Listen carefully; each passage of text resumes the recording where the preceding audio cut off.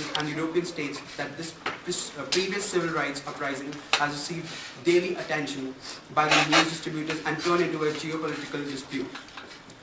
With even references to a beginning of a new Cold War between the US and the Russian Federation being made. Over the years, there has not been one side to it.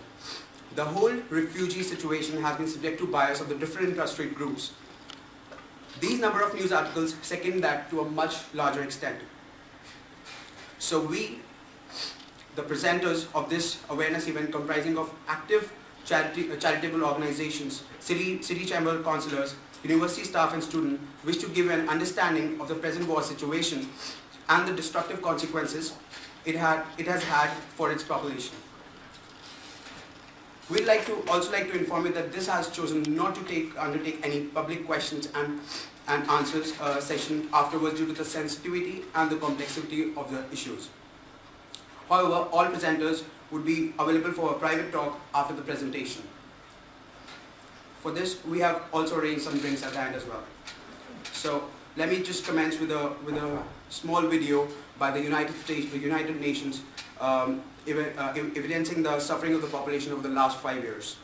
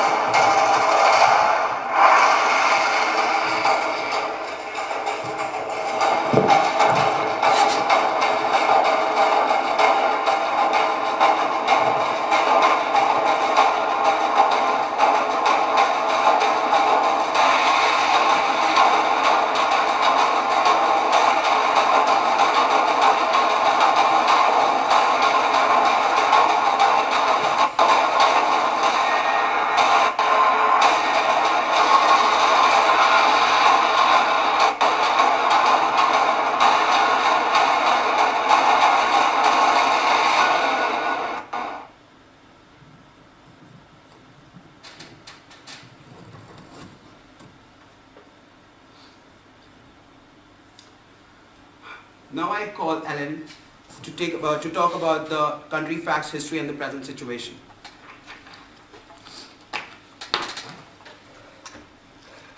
Ladies and gentlemen, thank you very much for coming. I am surprised and delighted to see so many of you here committed to the cause. Syria is a very young country, and it wasn't founded until 1946 when it gained independence from France. It is bordered by Turkey, Iraq, Jordan and Lebanon, not really Israel, but there's an area of conflict called Golan Heights with that country. Its capital is called Damascus, and it's 23 million who live in the country. In theory, the constitution is a democracy, in theory.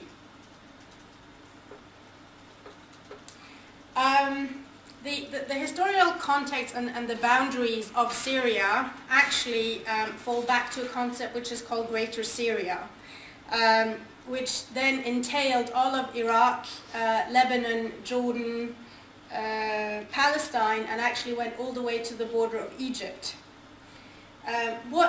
Because of Greater Syria, what happened is that you had a great influx of ethnic and religious groups, which did lead to massive diversity in this region, but it also led to the concept of sectarianism, pan-Arabism and pan-Syrianism.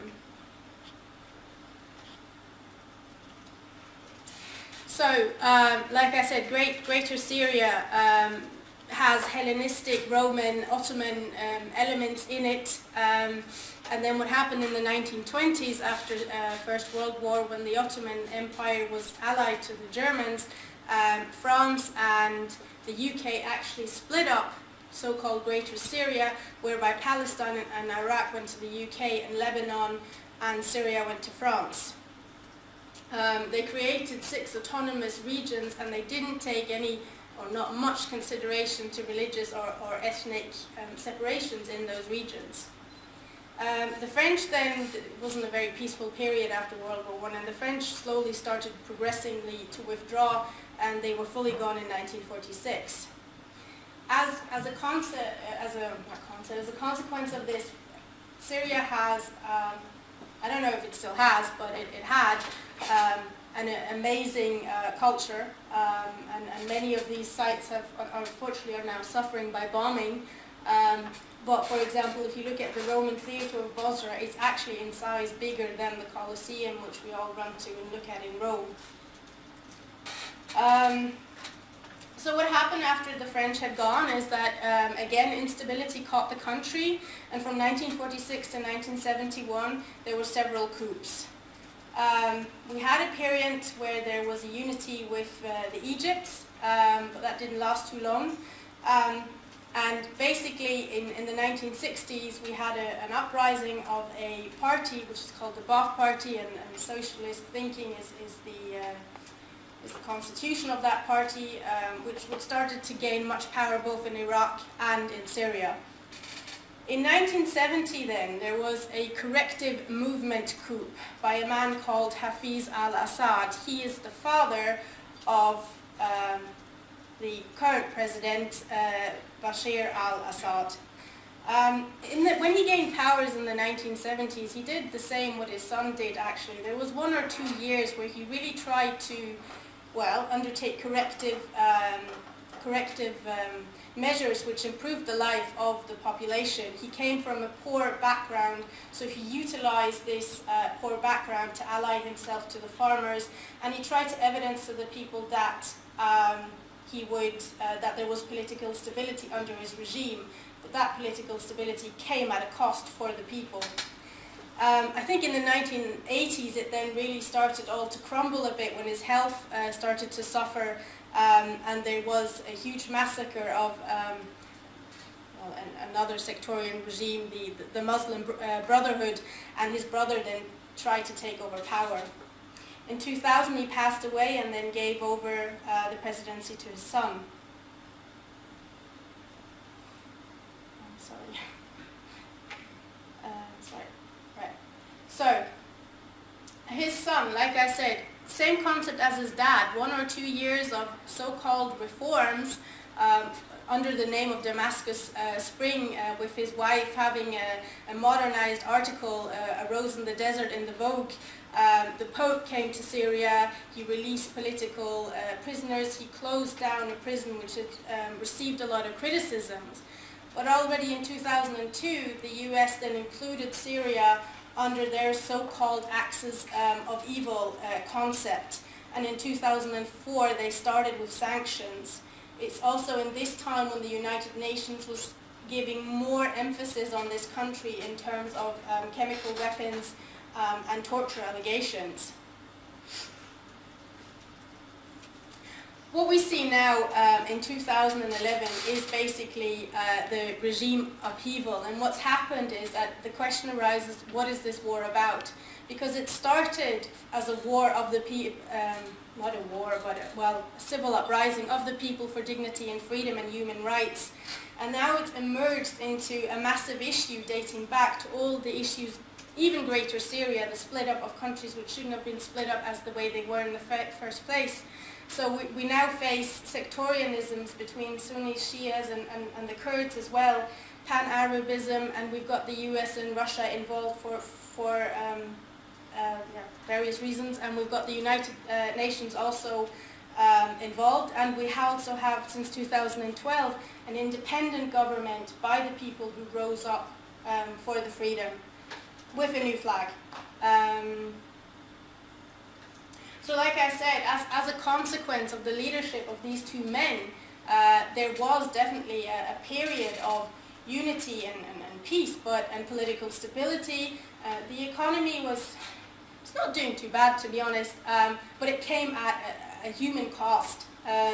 So all the powers went to the presidency, and what he also did is, if you wanted to have a good government position, or I even think a position in the industry, you needed to be a member of the Ba'ath Party. The concept of state of emergency remained throughout 40 years, and that just basically means that the president can override any decisions relying on the concept of state of emergency. Secret policy crept up everywhere, ideological propaganda. Also, you have the concept that the presidency families comes from a sect called the Alawites, but they were actually governing a Sunni state. Well, I would say 60% of Syria comprises of Sunnis, so there was the question, is this fair? He installed his family members in every strategic industry Syria had. So middle-class Syria were somehow allied to the regime, and they were not supporting that the regime should fall down because they had economical aspects to it. The concept of Russia now being involved in Syria is nothing new. It's something which started with the Cold War, and basically the Russians are using a certain naval base to have good access to the Mediterranean, and they would want to keep onto it because the Americans have so much other bases in Middle East countries. And then we have the awful pictures which are shown now in terms of torture, which has gone for around 40 years, bombardment, imprisonment, chemical weapons, and the new really bad method of warfare which Bashar is utilizing is actually starvation by locking off the boundaries of certain cities, and no water and no food can enter the place. Obviously this has had a massive effect upon the whole economy of the country, and I'm not going to go into details, but they're saying that it could take up to 20 years to bring it back to the economy it was 2011. So I would like to hand over now to Amir and his two colleagues to give us a view of the situation. The Syrian uprising is about dignity and freedom. It wasn't like in Egypt for the bread, but it was for dignity of freedom, and it was against the family that ruled the country for 4 decades. With a joke in Syria, we say you can't open your mouth but in the dentist, so in the dental clinic. So this is the only place we can open our mouth. Since 2011, when the people in Syria chanted for dignity and freedom, the regime was brutal in its reaction. And from the 18th of March, which we'll celebrate next week, the first dozens of civilian protesters died, and then the uprising started spreading into different other cities, and the number of martyrs increased gradually. Bashar Assad and his family did not save any bad method to kill the Syrian and suppress this uprising. He used all kind of unallowed or unloyal methods like chemicals, torturing in the prisons, starvation, and this has come to 2 global crises, which are the refugee crisis and the radicalization. It's quite surprising that all the international leaders are gathering in London, in Munich, and everywhere to speak about the refugee and radical groups, and they neglect the fact that the root cause of the Syrian uprising and the Syrian crisis is Bashar Assad himself. The situation has become even more complicated when Putin backed Bashar Assad and started the military intervention, and this has caused even a greater refugee flux to the neighboring countries and then the route to Europe. The statistics speak itself here. My experience as a Syrian refugee is that I fled Assad regime torture. I was tortured for 2 months. This is in April 2011. And with the efforts Ewan Ferguson and Edinburgh University and the Scottish Parliament they knew about my story. They wrote to the Syrian embassy in London when it was yet open, and when I returned back to the UK and to Edinburgh, I found all help from Edinburgh University and from Edinburgh Council, because I had my scholarship fund cut off. So in a nutshell, I'm so grateful to be in Edinburgh in Scotland, and to be surrounded by great organization groups who are helping refugees like REACT, Edinburgh Cares, and so many others, and of course not forgetting the local authorities like Edinburgh Council. This is my part of story to give some facts. I've got two examples Syrian who want to tell you more about. This is my friend Amer.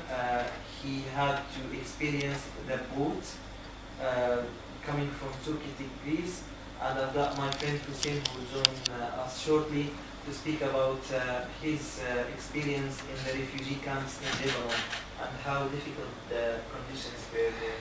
So starting with Amer. Good afternoon, everybody. First, I do apologize from now for my English because it's not perfect. I'm still working on it as quick as I can. So let's start. In 2011, was our revolution start. I came from home city, which one we start with the revolution from the first month, and we did a lot of mass protest, and in 21st of May 2011, one of my best friends in the university has died before one day. So we went to the street as a mass protest to the graveyard to lay them, and it was a very huge protest. And in our way back, we just had an attack from the army, Bashar Assad army, and they attacked us. We were like 100,000 people or 150,000, and my another best friend got shot in his arm, so I had to stay there with him, helping him. So the army caught me and they took me to the prison, and I had just like 1 month and a half. But my another friend who got a shot in his arm, he just died in the prison. So nobody died from a shot in his arm, but he did. And while that 1 month and a half in the prison, every day, every night, someone just opened the door in the dark of the night, took any person he can call outside. So in the next day, some of them came back, most of them didn't. So I was lucky, like I'm here now. So when I get out the prison, it was very hard moment for me, because all the family from my best friend, they know that he was with me, but he's dead, and I had to tell them that he's died. So it was very hard one. Let's move on. And when I get out, I just put to continue my studies there, but they couldn't leave me continue, because all the university and college in our country is controlled by Assad, everything there. So they just stopped my study and canceled my graduate. So that they, because all young people on 18, 19, they asked them to join the army, fighting with them. So I just refused to join the army in that time, and I had to leave Syria, left my my family, we were like in area called Khaldiya, which my first home destroyed in after 1 month, and just left them in 2012, and until now I haven't seen them. So they are in Egypt now. And when I went to Egypt, working or tried to continue my study, some problem I had with my passport, it's expired, and I went to the embassy, Syrian embassy, to try to renew my passport. They also refused to renew my passport for me, and they asked me to go back to Syria and fighting with them defense. So again I had to leave Egypt, so I went to Turkey, and in that moment I decided to come to Europe. And I started trying by from Turkey to Greece by boat, and I did it 3 times, but Greece border called us and just brought us back to Turkey 3 times in 2 months.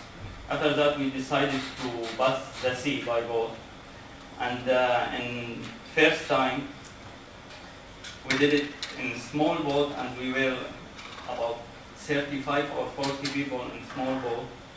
We were in the middle of the sea when the engine just died, and it was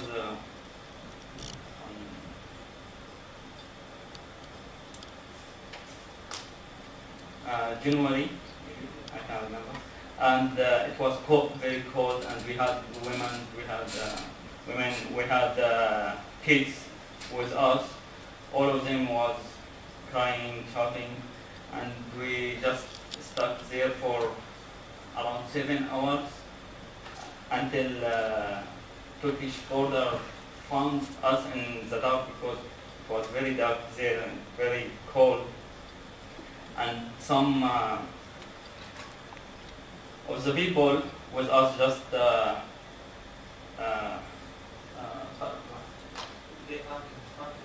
get unconscious, and nobody there to help them, so they just stayed like that for 2 hours or more until Turkish border found us and brought us back there, and we had to try another one.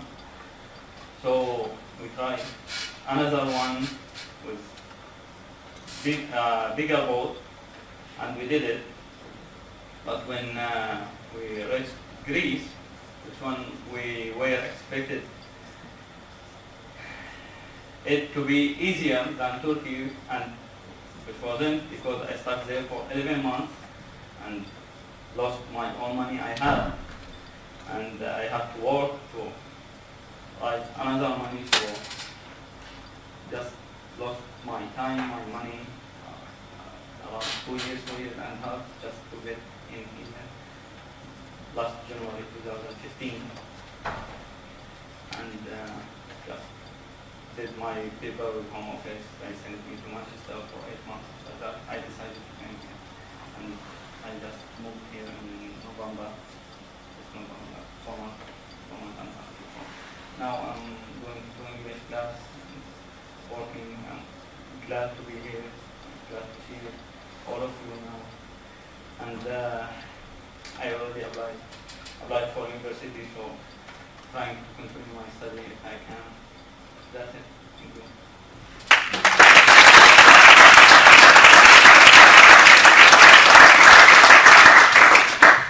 And introducing Hussein Al-Ajraf, who arrived with the latest refugee group, arrived in Edinburgh. That was in November 2015.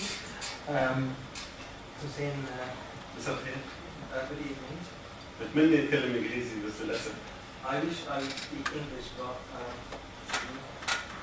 اول شيء انا اسمي حسين العجرف من القنيطرة من my سوريا. name is Hussein Al-Ajraf. I'm from Al-Qunaytra, which is Julan Heights. That's the Julan Heights. أول شيء ليش نحن هون؟ ليش جينا لاجئين؟ First thing, let me tell you why I'm a refugee here, why we are refugees here. السبب الرئيسي طبعا هو بشار الأسد. The first reason and the most important reason is that it's because of Bashar al-Assad. سببين اللي هن لأنه طلبنا بالحرية وبالكرامة فقط. This is because we shouted for freedom and dignity. فجازانا وكفانا بالقصف بالاعتقالات. So he punished us by bombarding our villages and detained us. بحياة مرة لا توصف. With a bitter life, I can't describe how awful it was. لو اتكلم الصبح ما راح اوصل للي عشناه اللي شفناه. If I would speak until the first hours of the morning, I wouldn't tell you everything. فقررنا مجبورين طبعا نترك البلد ونهاجر على لبنان. We had no choice to leave Syria, our village, and go to Lebanon. كان قرار صائب يمكن مشان ما نموت بس. It was the best decision we made just to survive and stay alive. لأنه ما في حل ثالث، يا تموت تحت بيتك تحت الرجل، يا أما تموت على الحاجز، حل ثالث ما في. Because there are only two choices: either die on the checking points, or under the rubbles of after bombardment, or I leave to Lebanon and survive with my family. فطلعنا على لبنان من مر لأمر بطريقة ثانية. So we had to go to Lebanon, which is even bitter life in terms of how difficult the conditions were in comparison to the conditions in Syria. استقبلونا من الحدود اللبنانية. When we entered the Lebanese borders, أول شيء بنظراتهم، ثاني شيء بكلماتهم وضرب، كانوا يضربوا الناس يصفون على الدور ويضربوهم بشيء. very insulting welcoming, very insulting eyesight, very insulting words, and even some of them were beaten. ما كان في ترجع طبعا، مع أولاد مع أطفال، أنا مع عائلتي، كنا عائلة كبيرة مع أخواتي مع ناس كثير. But there is no return back to Syria. We had to be patient because we had kids, we had relatives, we had brothers, aunts, big and old and young family. طبعا فتنا على لبنان. أول شيء بدك مكان تسكن فيه. In Lebanon, the first thing you look after is a place to a shelter to live. بدك تسكن ببيت لازم تكون رجل أعمال بلبنان. If you wanna live in a flat or in a proper house, decent house, you should be a businessman with quite a lot of money. لأنه أول ما بتوصل استقبلوك يتوقعوا أن أو أنت بالنسبة لهم مبلغ من المال ماشي على الطريق مو بني آدم. Because the impression they have is the refugee or whoever comes from Syria, he would have some money, so he's kind of an investment for them to live like a renting house, so he can get all the money he has. طبعا أغلب الشعب توجه للمخيمات. That's why most of the Syrian refugee went to the camps. حتى المخيمات هي عبارة عن يمكن هون بيشوفوا إنه مخيم، تتوقعوا أنتم على التلفزيون تتوقعوا إن المخيم هذا الدولة اللي عامليته أو منظمات أو هيك. You would think that the camps are built by organizations or the Lebanese government, but the fact is المخيم لا، المخيمات 99% ما احتمال في كذا مخيم تابع لدول أو لمنظمات، أما الأغلبية العظمى هي مخيمات خاصة. But the fact is 99% of the camps are, we built it, we made it, random camps. المخيمات الخاصة يعني يمكن مثل النهفة كانت تزرع بطاطا أو مناطق. You can plant potato next to your tent. فلا إذا عملها مخيم للسوريين صارت مشروع نجاح. So some farmers in Lebanon changed the farm into a place where people can rent and build a camp and tents. So they stopped agriculture and moved to another kind of business, which is investing in the refugees. مجبر تدفع أو بالبداية $1000 بعدين كل شهر $100 لصاحب المخيم. In order to take an area for a tent, we should have paid $1,000, and then every month the rent for this small space is $100, and it's a tent, it's not a camp. حتى الكهرباء، المي، الأكل، الشرب ممنوع تشتري إلا منه نفسه، بيعمل لك دكان إله. Yeah, the farmer would build a small grocery shop, nearby, and we are forced to buy from him. يعني يمكن مثل مزرعة يعني عم بالمخيمات. So it's just like an investment for him. طبعا أكثر شيء حكيت عن المخيمات لأنه الشيء اللي بالمخيمات هلا وضعهم تعيس كثير. I'm giving much focus on the camps because the people who are now in the camps are the most suffering. وأنا عشت هناك يعني أغلب الجزء تبعي كان هناك وضفت من الكاس هذا كاس المر اللي كان. And I lived there for a few years and I had this bitter experience. وأهلي بعدهم هناك وأصحابي And my family and my friends are still there now. بعد احنا اكيد سجلنا بالمفوضيه الامم. We registered with the UNHCR. بعد فتره طويله طبعا طلبونا المفوضيه انه بريطانيا احنا ما نعرف عن الاسكا وفندا او على منطقتين بعيد. قالوا لنا بريطانيا طلبتكم على اليوم. After a long time, an officer asked us that would you like to go to Britain without specifying whether it's Scotland or England or Wales. طبعا عدد قليل بالنسبه للسوريين والموجودين هناك قليل جدا يعني يمكن نحن من المحظوظين جدا. We consider ourselves as lucky because we were offered to come to the UK. اختلفت المعامله هلا انا ما حكيت الا عن المخيمات لانه اكثر شيء هيك فيني مر منها. Yeah, because even the UNHCR in Lebanon would classify the refugees, those who come to the UK, they will be treated respectfully in terms of finalizing their registration. Those who are coming to different countries, other countries, might be not as respectful as us. لبنان هي عباره عن مخيم كبير اللي هي لبنان بالنسبه للسوري والمخيم الصغير اللي قاعد. So Lebanon has become a very big camp, and the small camps have become kind of neighborhoods. كلام ينطبق على المخيم الكبير واسود.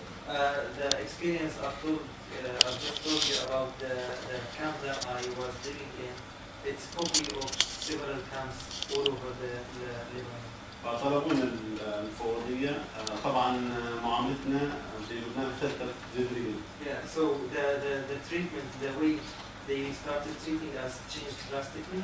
بس نحن فقط Only us. نحن الموجودين على UK refugee are giving 5 stars. كمان عن نفسي يعني دول ثانيه اخذت امريكا ودول ثانيه ما بعرف شو وضعهم. Yeah. I don't know how those were treated, those who were to go to the US or Canada. I'm not sure how they treated, but we were given the best treatment. طبعا صاروا يبعثوا لنا سيارات خاصه يجيبونا على المقابلات على الفحوصات على الامور هذه. Private car hire were sent to us to take us to the offices for health check and this official kind of fingerprints and stuff.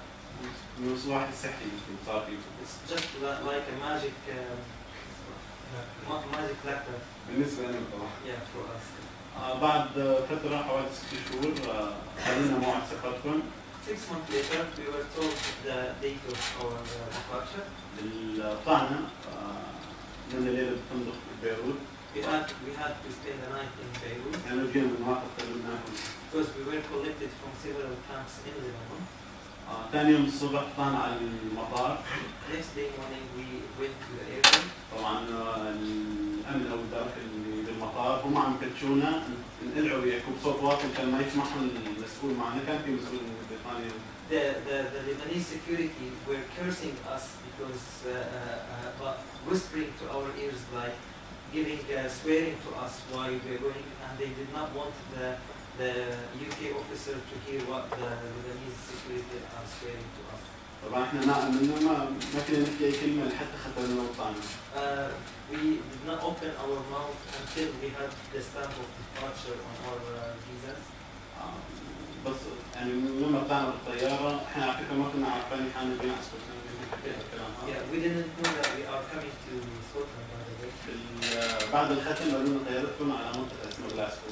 After we got the stamp on our visa, and just before we get into the plane, we were told that your plane is going to Glasgow.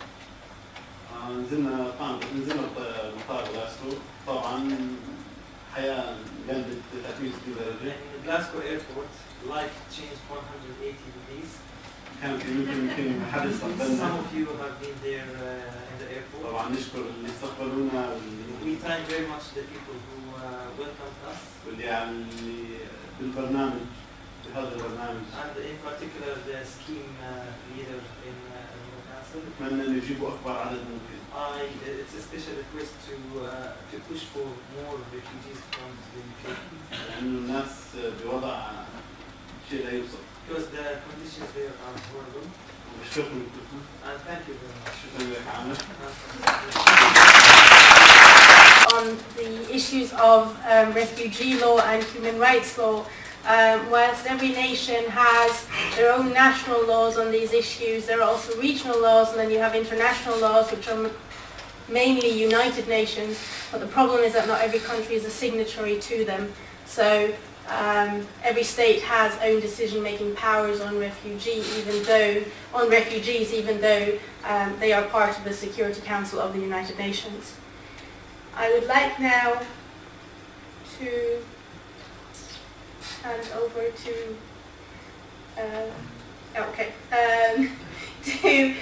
Akil, whose charity organisation Care Edinburgh has undertaken a lot of assistance in these refugee camps.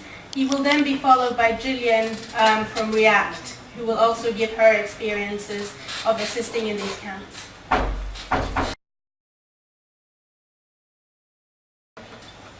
My name is Akil Umar. I'm from a local charity in Edinburgh called Edinburgh Care. First of all, I apologize to you. Talking about Syria has become a very, very emotional subject for me. For a variety of reasons, I'm a father, and above all, I'm a human being. So apologies if I get a little bit passionate and if I stutter. So I'm sorry about that, and I will try not to do that. I've been asked to speak in a sort of a limited time. I appreciate there's a number of speakers. If I go over my time, let me know. I won't mind at all. I'm glad to see that the outcome for our brother was obviously resulted in him being here and welcome. I'm very happy to have him with us. But this is not the case for millions of other people. The slide that was put up earlier on was about human rights. What are human rights? And a definition was put up.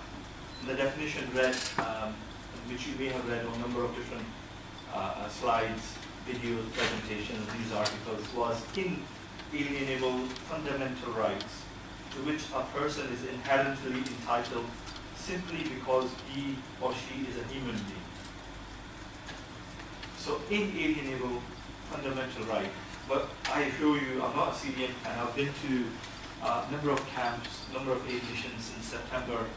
I've been to Croatia 3 times, Serbia, Hungary, Slovenia, Macedonia, Greece, Turkey, Lebanon twice, Turkey 3 times, which is almost border of Syria, which is Syria in itself. There's 70,000 Syrians in there. But let me tell you, there's nothing more alien about this concept if you're a Syrian. And the reason why I say that is because if you're losing your children day and night, if your children are getting buried under rubble, you're getting killed either by ISIS or majority cases by Bashar al-Assad, or if you're in certain other parts by the bombardment from the Russians and the Americans and the UK also now jamming that bunch of people as well. When you're having to, as brother said, you're running away from life, you'd expect people to welcome you and say, yes, we all want to save you. But on the other hand, it's completely different, and we've seen this throughout. When countries are closing their borders to keep you out, knowing you're dying, knowing you have nowhere else to go, when certain countries make you go through the circus of going through the boats, as brother explained, and people do that every day, and Gillian will talk more about that with reference to Greece. You think, what human rights? We were near Croatia, and we had to change our route because Hungary closed its borders, knowing what's going on. And you've seen all those videos of the journalists that checked up that gentleman and his wife. And this is really the case throughout. And when we were in Lebanon or Turkey and other places, they're not really welcome. And it's a really sorry state to be, and I don't really want to talk too much about that, because if I'm running away for my life, I surely expect someone to look after me from a basic humanitarian point of view. So forget the notions of rights, etc. Forget the notions of all the definitions. It's about humanity. The circle of life, I chose that as an opening slide because we're all human beings at the end of the day. We need safety, we need comfort, we need to look after each other. And what do you do as a journey of life towards safety? So when you think of Syria, you need to think about children, you need to think about people who are elderly, you need to think about pretty much people like just you and me, same as you and me, who are in jobs, studying, elderly, retired, people in hospital, mothers expecting babies, people who were ill. We met people with cancer, extreme stage of cancer, being really literally picked from one person to the other, 1,000 kilometers. And they're all going through this because the world's not really looking after them. And that's a bare truth. I'm part of that world as well, and I will not shy away from admitting that. But when you think about all of a sudden you have to run for your safety, just like Scotland or anywhere else, where would you go? What would be your destination? Really, it would be anywhere. You go to the place where whoever's going to give you help. Some people went to Dubai because they had cousins there. Some people went to Saudi. Some people went to Lebanon because they were closest to Lebanon. Some people went to Turkey because they were near the Turkish border. And you basically identify a place where you feel comfortable, either because you know it or you found out about it, or it depends on your means. So if the means that you have are only enough for you to go to Lebanon, which was the case in Brother, and loads of other people, that's what you would do.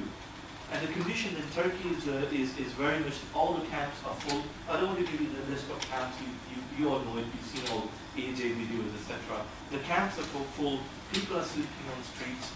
We were out, I just came back 2 weeks ago from Lebanon. We were at the Bekaa Valley, and we were also in other places as well as in Turkey. And we've seen families who literally just came over, and as you can imagine, you go to Turkey, the national language in Turkey is obviously Turkish, but Syrians speak Arabic. So there is an issue immediately, and it's not a language that they've learned. It's not like English, for instance. And Turkish are very good at German, but they're not so very good at English. So you have an immediate problem, and you've got hundreds of thousands of people come over, they've got nowhere to live, absolutely nowhere, and you literally have to either sleep on the streets, you have to find a cheapest accommodation possible, regardless of safety. We've seen houses with broken windows, damp.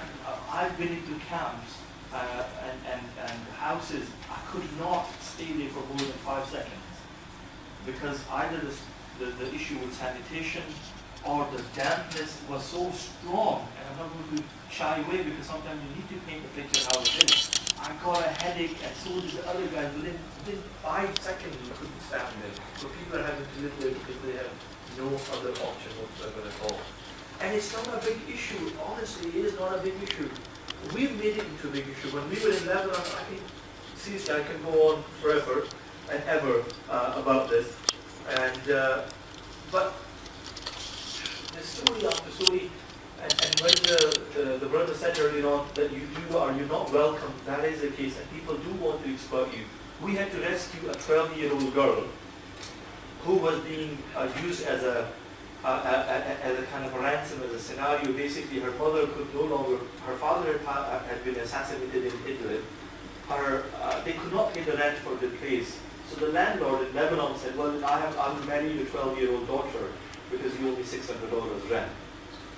And this is one of the mildest, and it's not a mild story at all, this is one of the mildest stories that I'm sharing because others are very graphic.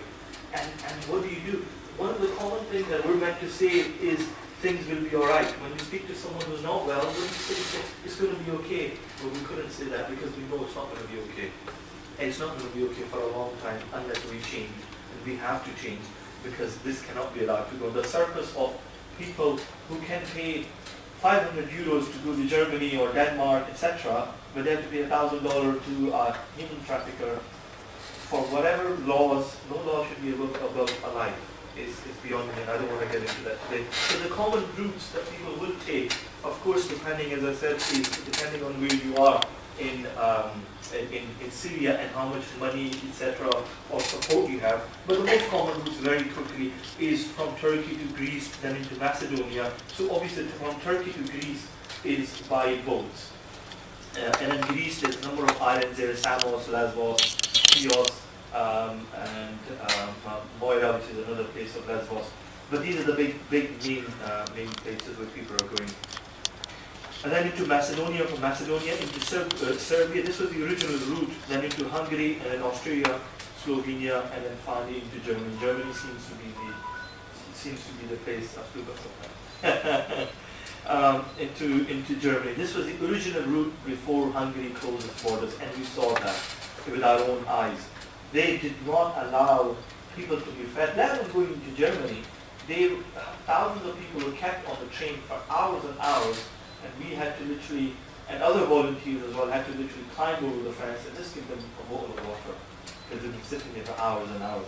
Surely there is no law to make people suffer in that way. Second route, which is the most common route just now, is again Turkey, Greece, Macedonia, then to Serbia, Slovenia, and Germany. And now, as you can see, there's a big bottleneck between Macedonia and Serbia, as well as between Greece and Macedonia.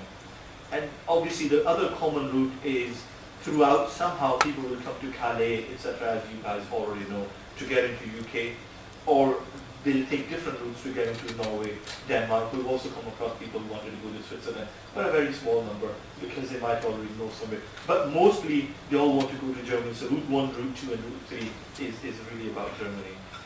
Experiences I've kind of shared with you already. My colleague, our organization, and we work together from React, we covered Greece, etc. But we have, again, Macedonia, is really, all these are now transit routes, but people are now getting stuck there again, which was the case back in September when we started our missions.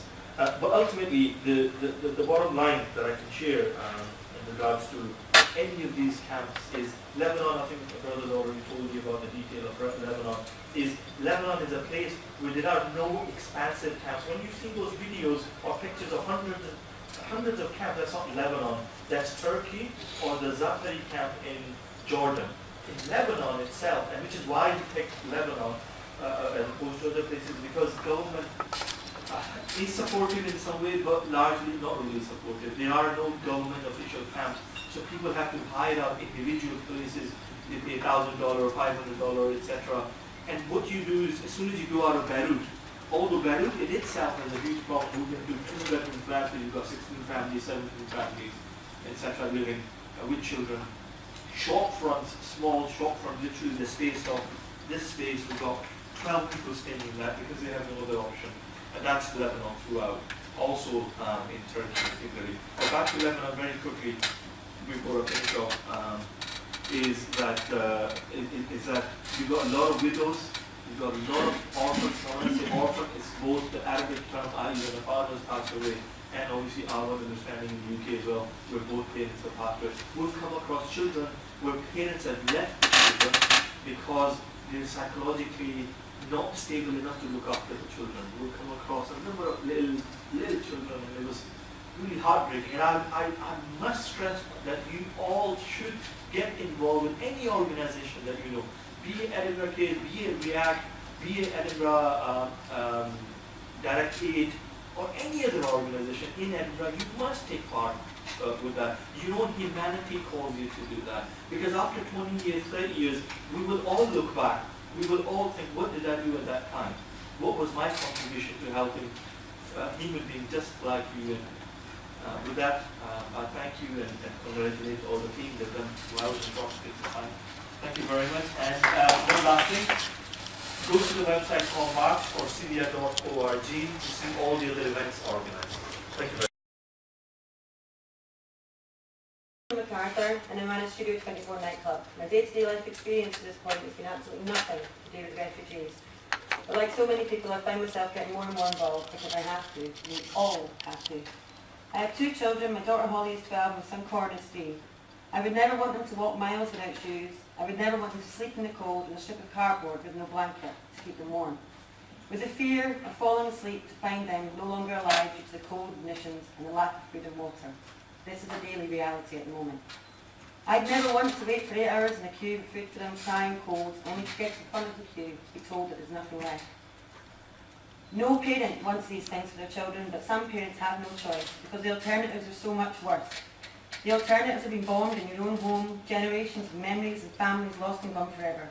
Seeing your neighbours beheaded in the street or being captured and imprisoned for no cause and with no prospect of release. This is the reality of Syria today, and this is why it's one world we have to help.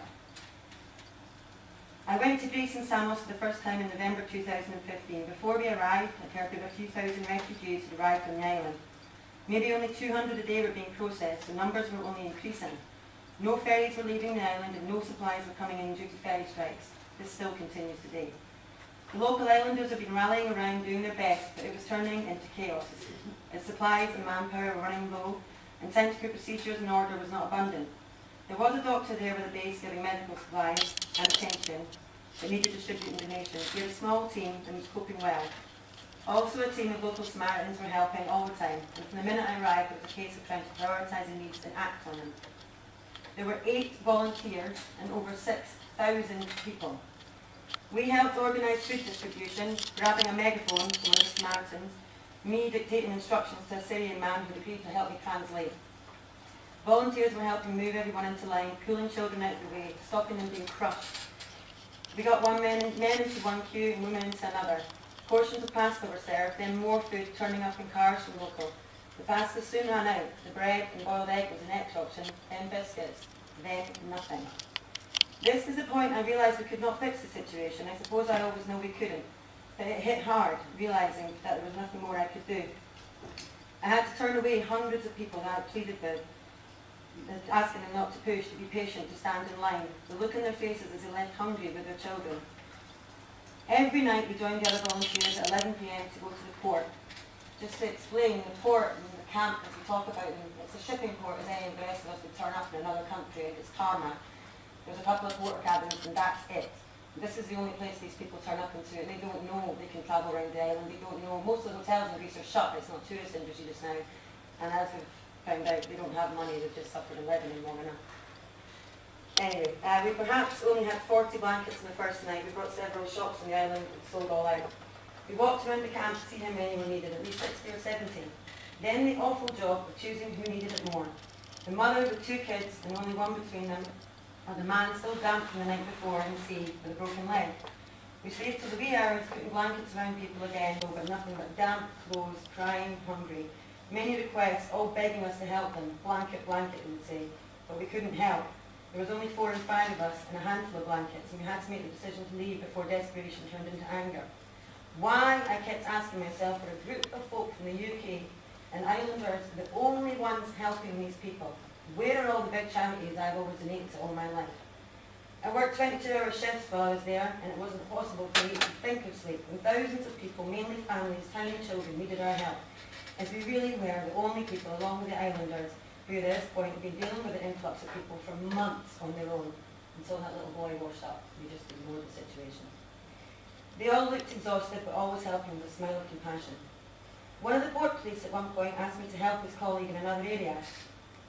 I went surrounded by concerned Syrian men, and the police officer, a young boy, maybe 5 years old, was sleeping on a chair with no one around him. Everyone in the area was asleep. They told me he'd arrived the day before, but they couldn't see his parents. I picked him up. He was soaking wet, cold and shivering, wearing clothes and shoes that didn't fit him. I went to get some friends, volunteers I'd met. She ran over and we took him to the one porter cabin that we paid for to the hire of port police. And then, I went to get the port. He took a boy who was now scared and tried to talk to him while he changed him into dry clothes and gave him some biscuits and water. With the other Syrians and police officer, we spent 2 hours and were able to locate his parents and reunite them. So I find myself dealing with child protection issues at 4 a.m. having been awake for 2 days. What would have happened to this little boy if I wasn't there? If I hadn't built that relationship of trust with the other Syrians and the port police, where would he be now? I've been back to Greece with React and constantly kept in touch with local organisations and groups of volunteers there to continue to help as much as we can. I feel like I'm one of the lucky volunteers. I met another man volunteering who'd been in Lesbos for 2 months. He'd worked the night shift, helping boats onto the shore, something I didn't have to experience in Samos because the cliffs were too high for us to help. Hundreds of people arriving at a time, and only again a few volunteers, no training, no expertise. Having to choose which person to help first, knowing that some they don't reach in time will die from hypothermia. The statistics tell us that over 140,000 refugees have arrived in Greece so far just this year. Over 200 have died this year, and at sea, many more missing. But they don't give us the number that die on arrival. People like you and me have to console their relatives when they lose a child because no one could help fast enough. Another team of volunteers, a local diving team that I met in Samos, they used to take tourists on excursions of underwater photography trips. Now they go out most nights at distress calls from boats of refugees. They can reach the areas the larger lifeboats can't. They don't have the right equipment. They do an amazing job helping those in need.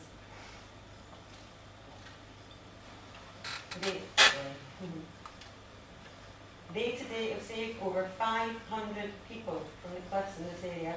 They've had to recover over 70 dead bodies. And they do this because they feel a duty to.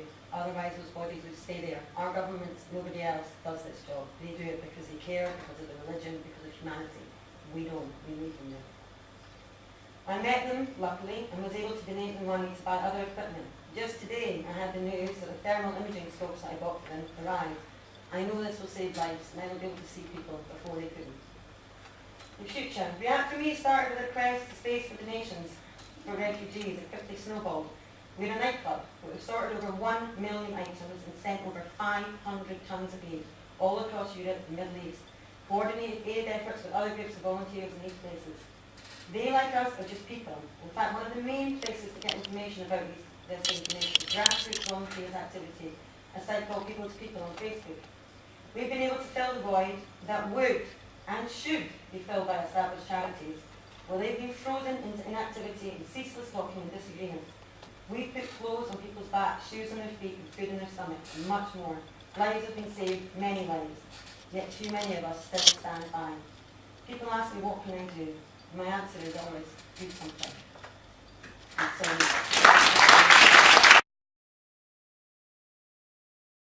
Start off with a little bit of history.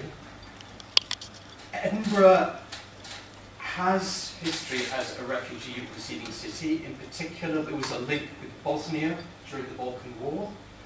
Previous to that, Edinburgh took in a number of Vietnamese boat people, and it was previously a participant in UK government asylum dispersal schemes.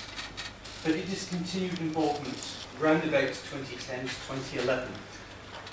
The administration at that time, when there was a reorganisation of the process from the Home Office end, decided not to continue involvement.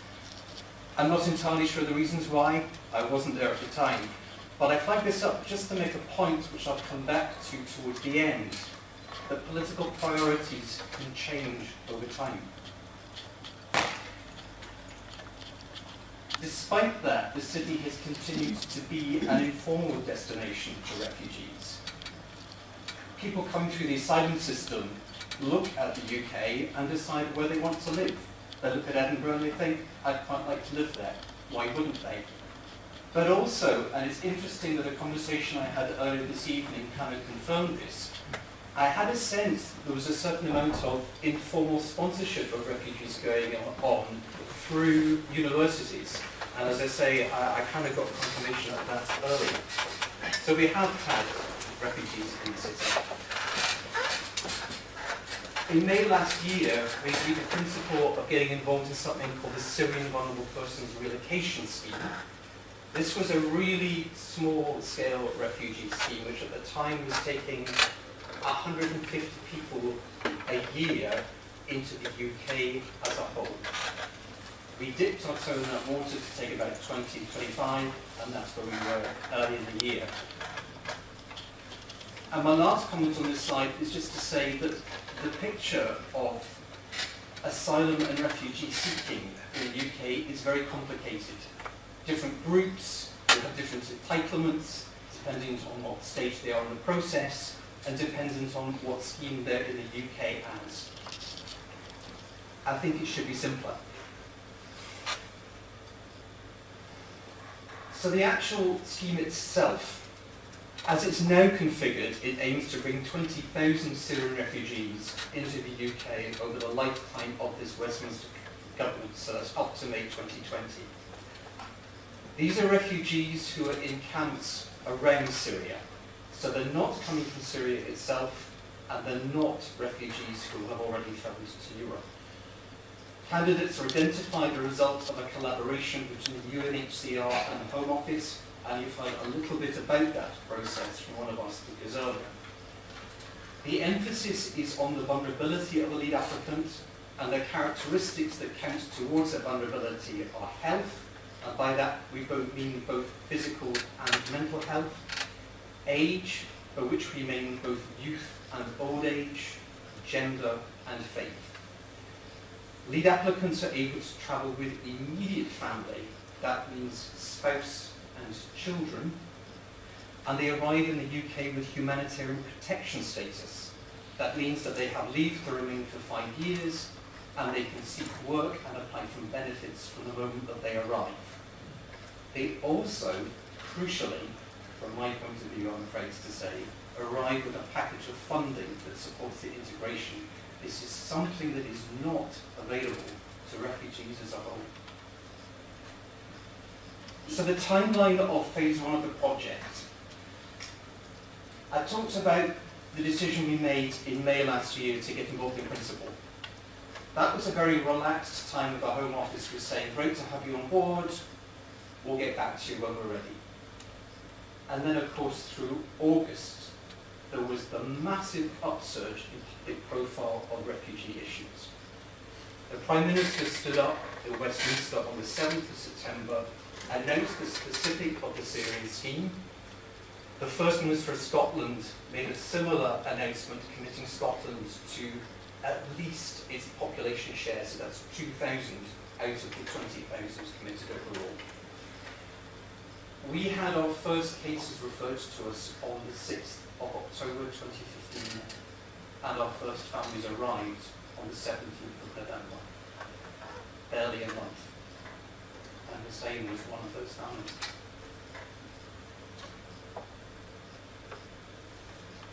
Where we're at right now, we have, under this scheme, 50 people in Edinburgh.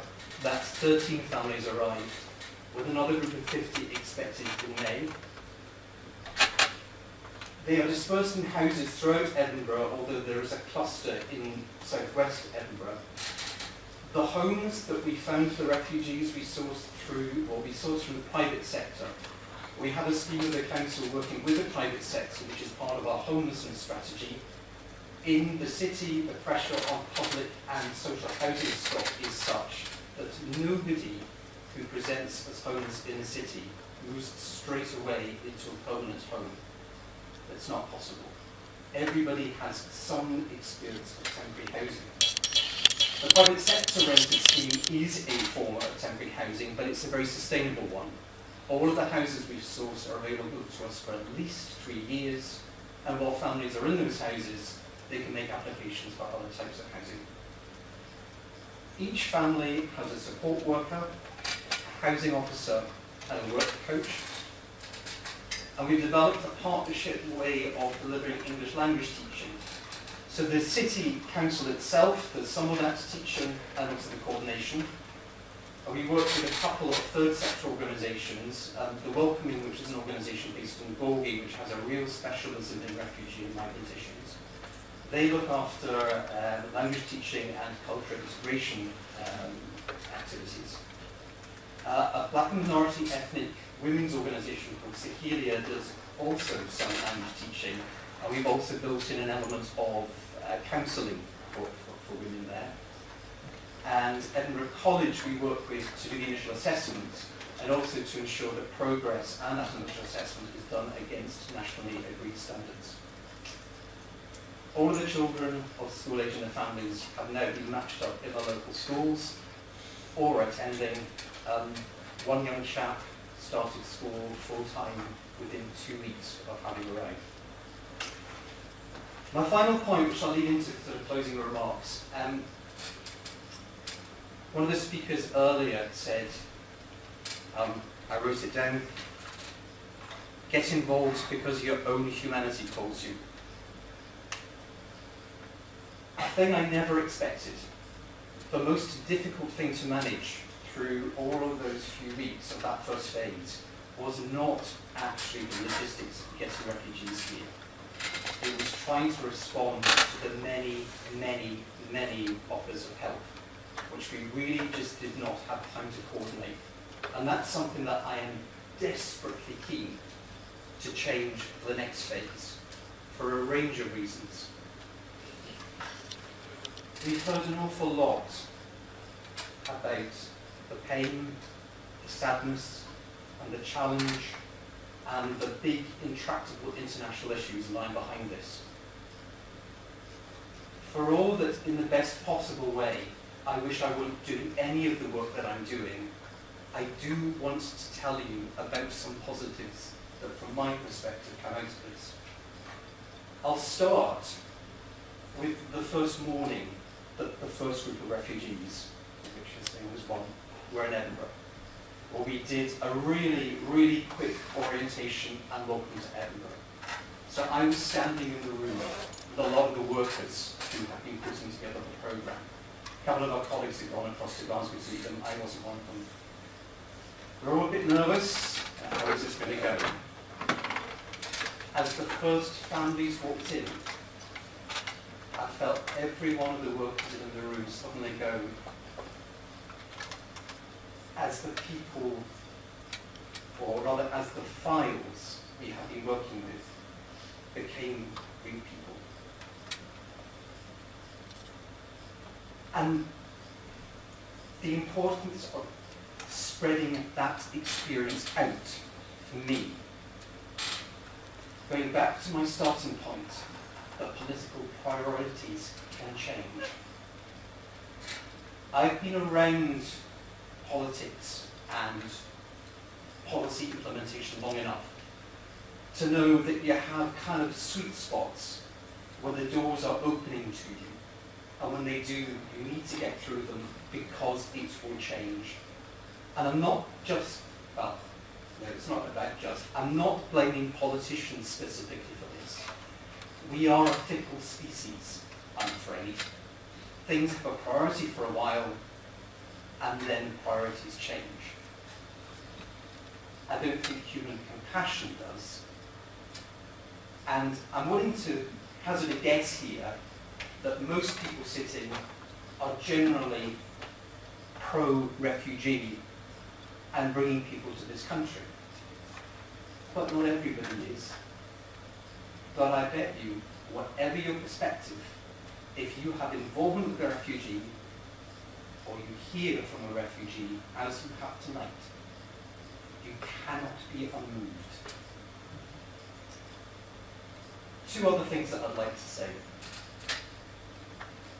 I'm currently reviewing that first phase of our involvement with the scheme, and something very unusual for me as a local government officer is happening.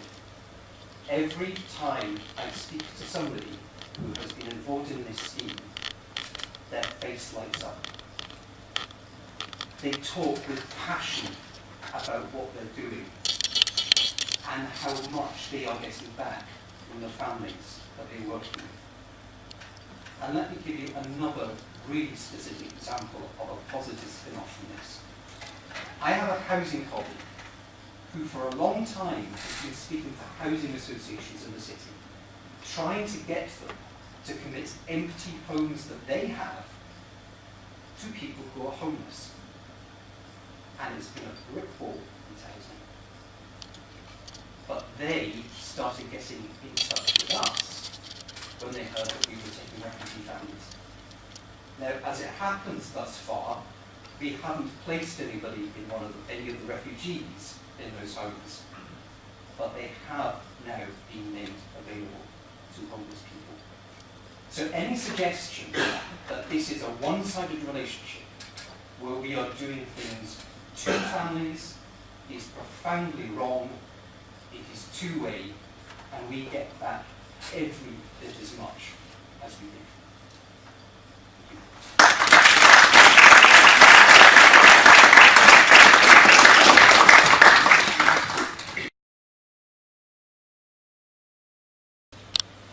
think universities have quite a long history of working with people who are fleeing persecution in their home country. Edinburgh University, for example, was the home of the Polish Medical School during the Second World War.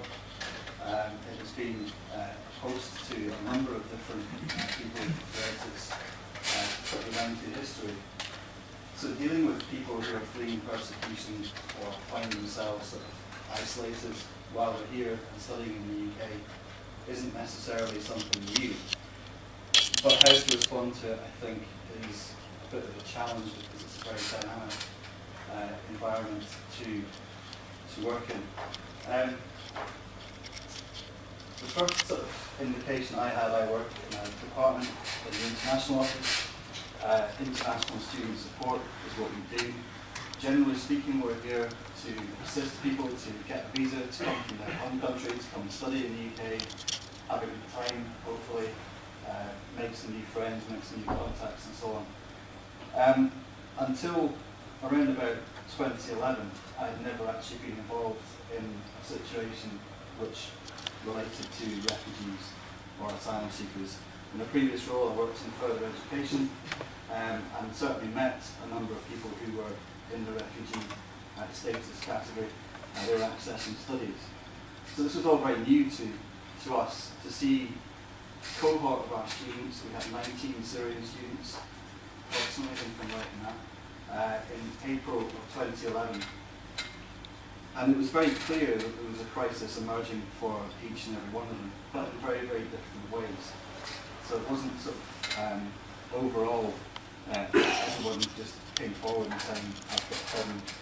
It came through in very sort of unobvious ways. There were people coming up to ask us about, my funding stopped coming. I'm being sponsored by the Syrian government. There's a few problems back home. You'd have people sort of coming up to us saying, my visa's expiring in June, July. There's a lot going on back home. What am I going to do? So these sort of things, we were sort of seeing a development of a crisis. We had to sort of figure out, what is the impact on the individual? What needs do they have, effectively? What can we do in terms of response to those needs? How do we review and respond what we do? Effectively, what we had to do was to sort of meet people, talk to them. We were lucky to meet Amber and a couple of other engaged students at that particular time who were very good at giving us information. Without that vital information, we're not able to form an idea of what we can do to actually help. It spurred us on to sort of look for referral points and who do we speak to. Until this evening, for example, I hadn't met many of the people that have spoken. I'm pretty sure that after this evening we'll probably be in touch to keep certain conversations going. We've got a network, both an academic network, a research network. We've also got professional networks. I work very, very closely in some ways with the Home Office. They're an interesting organisation to work with, but as you were saying, once you find someone that's helpful, they are usually willing to go the extra mile if you sort of work with them to enable them to do that. And also dealing with certain charities in Edinburgh. Again, as I was saying, until 2011 I'd never actually dealt with a refugee charity in my day-to-day work. Who do you refer people to? Who's reliable to give good legal advice? Because that is one thing that people will need when they enter the asylum system. Good advice, good casework so someone's going to argue their case and put things across that. So that's externally. Internally, it's also about spreading a message. If we're aware that there's a group of students that are finding life extremely difficult, to put it very, very mildly, we need to tell people about that. We can't just assume that people know, and that puts into a train of events of support, finance and funding. You can see a colleague here from USIT Vice Place. Were instrumental in getting or leveraging that funding from the scholarships and student funding department of the university, being able to tell people what's actually going on. So that was kind of like the case by case. It felt quite chaotic because we didn't really have a way of responding in a formulaic way. So what do we do now? Well, basically, we have convened a group called the Humanitarian Response Group. It's sort of interesting that given the history of the university, this particular group hasn't necessarily met before, or not to my knowledge it hasn't. And we focus on sort of some main things, so access. I would imagine that once someone first arrives here in the UK, they might not immediately think, well, I'm going to go off to university. But that will be an option that may open up for them in the future.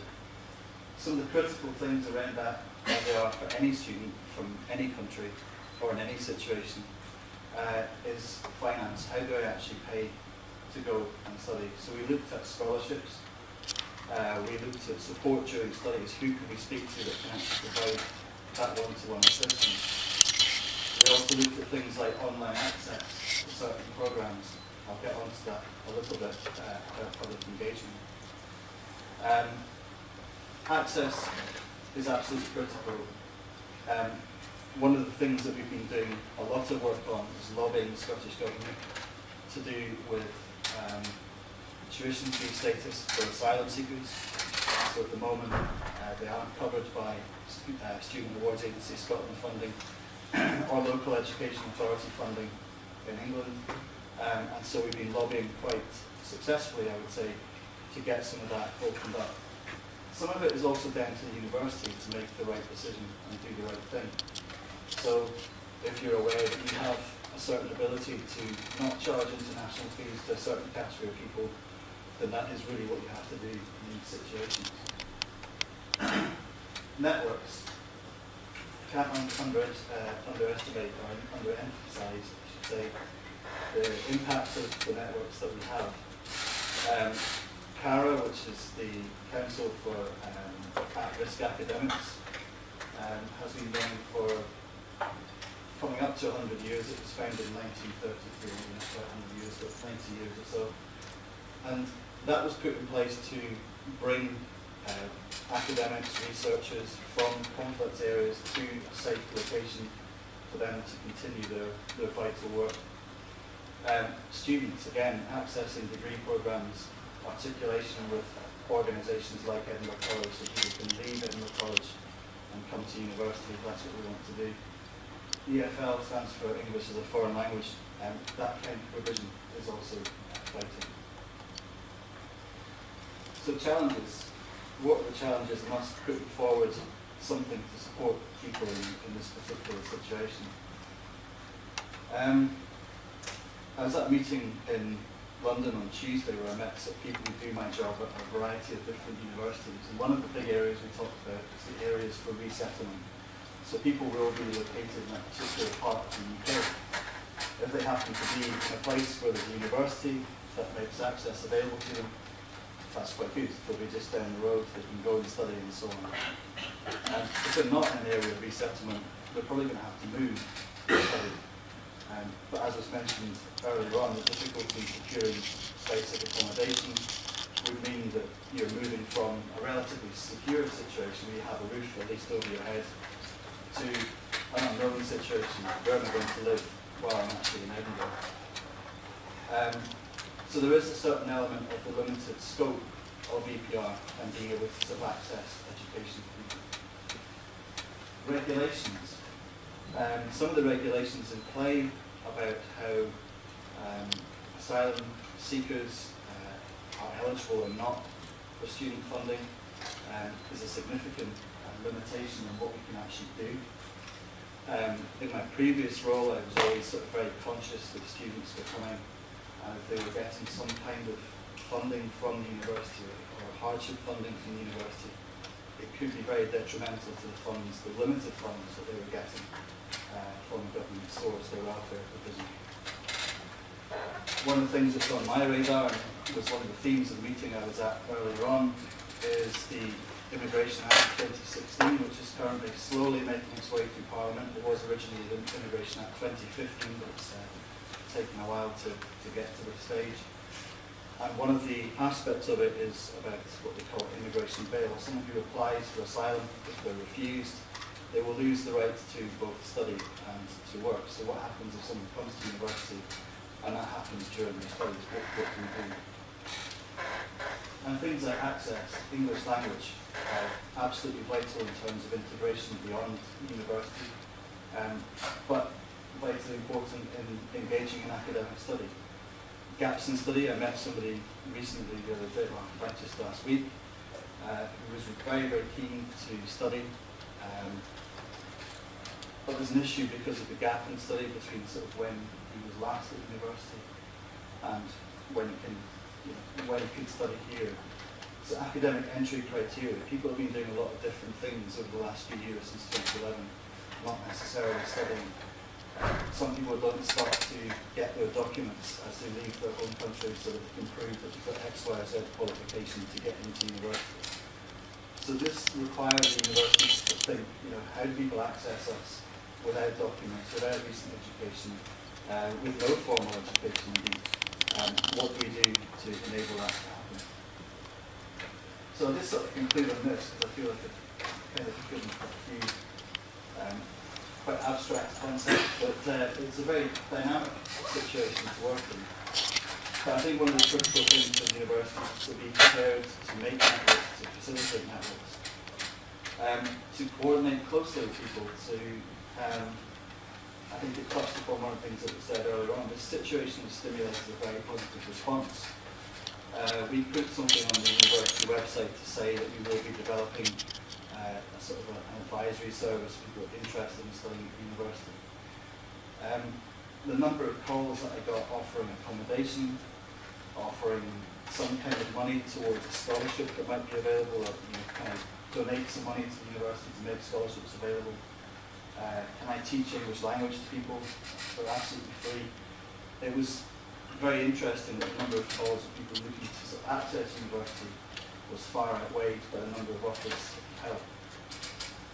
The other thing is identifying a successful outcome. What does that mean? What does it mean to come to university? What is a successful outcome? Again, that's an individual level, but I think really sort of one of the successes would be at least an opportunity of access and finding ways to study and to progress and to review that on a regular basis. So that's really just a sort of a snapshot.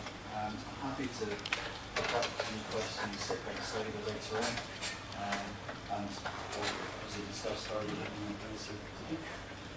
thank you.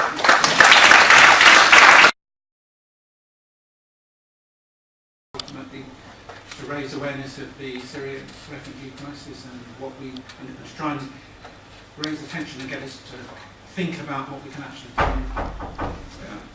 and play a part in this overall cause.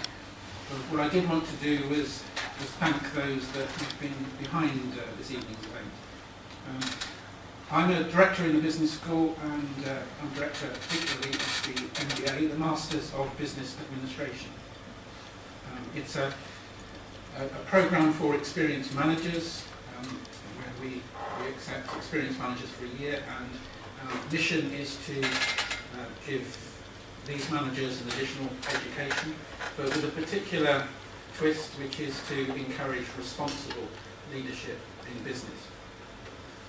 And this particular event was organised as part of the programme, but entirely on a voluntary basis and in response to a rather unusual assessment brief or a coursework brief, which was very brief indeed.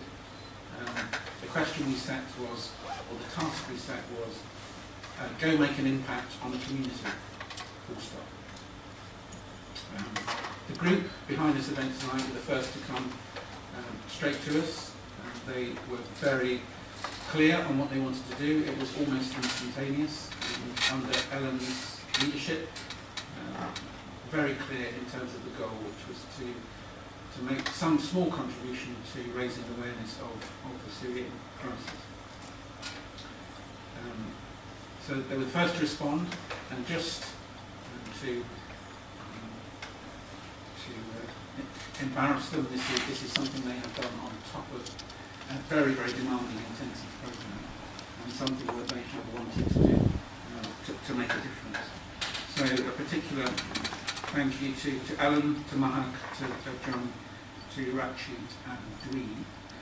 Notice none of them are British, from 3 different countries, 4 different countries. And that's something really important about our MBA. It's a very international program, 24 countries represented. And in a small way, we're trying to make a difference beyond business, but to encourage business managers in the future to contribute to social change and to making a difference. So just let me ask 2 questions. Put your hands up if this evening you have learned something. Put your hands up if you have been moved this evening.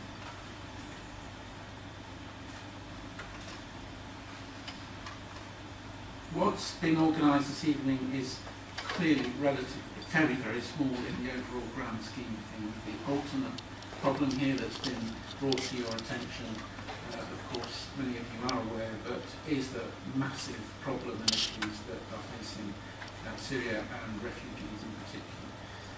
So what the group has done is something actually relatively minor. The one thing, however, they have done, and to refer to link to our speaker earlier, is to do something. We are very proud of this group for what we've done.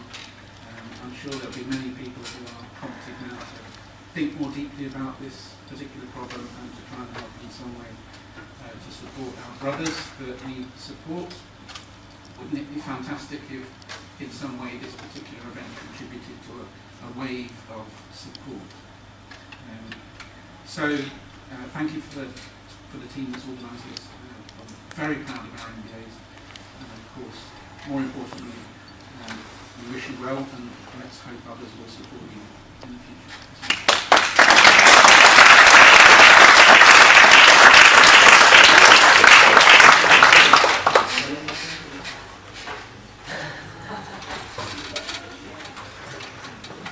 Thank you so much for the event, and thank you so much for coming first of all.